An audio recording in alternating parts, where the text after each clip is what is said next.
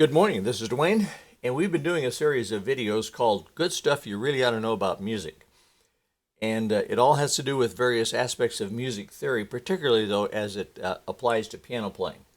And one thing you really ought to know about music is there's a huge difference between soloing and accompanying. If you're playing for somebody, it's a different ball game than when you're playing a solo, okay? Listen to this song, see if you know what it is, okay?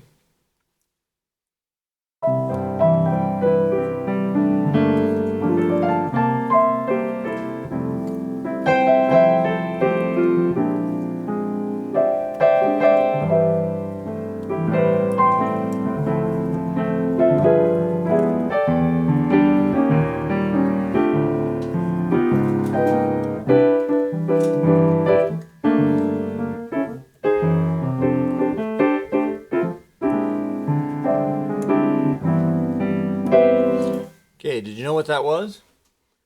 Maybe some of you did. Now I'm going to play it.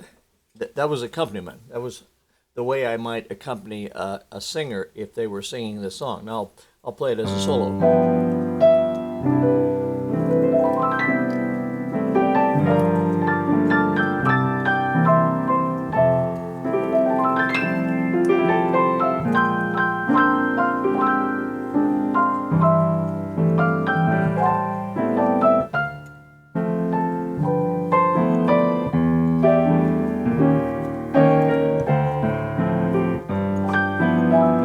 Right? You could name the song right off there, can't you? But I was also playing Misty the first time around.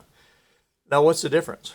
Well, when you're playing for a singer or any kind of soloist, whether sax or violin or whatever, you don't want to play the melody because the chances of you playing the melody at exactly the same time and the same pitch as that soloist is fairly unlikely, okay?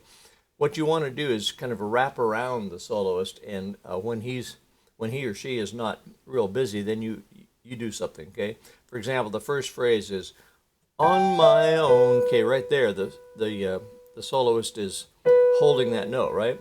Well, that's when you would do something more significant on the piano. You probably wouldn't do anything there until you got to own, and then you could do a run, or you could.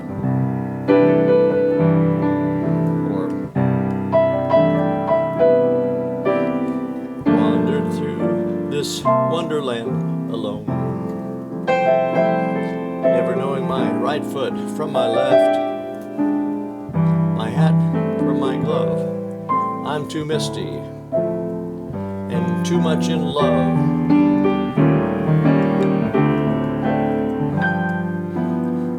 You see that? So there's a big difference between soloing and accompanying. So just remember, don't play the melody, just play the chords in the background and fill them out and kind of wrap yourself around the soloist. And when he's holding note, he or she is holding the notes, then you can do things. You can add you can add a counter melody, for example. In other words, if they just sang, you could echo that.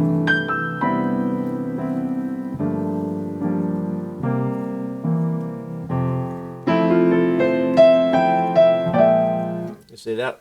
That part I just played was during the break while they were holding that note. Okay, so there's one of the things you really ought to know about piano playing, the difference between accompanying and soloing. So we'll see you tomorrow with another little tip like that. If you enjoy these tips, come on over to PlayPiano and sign up for our free series of tips. Thanks. See you tomorrow. Bye-bye for now.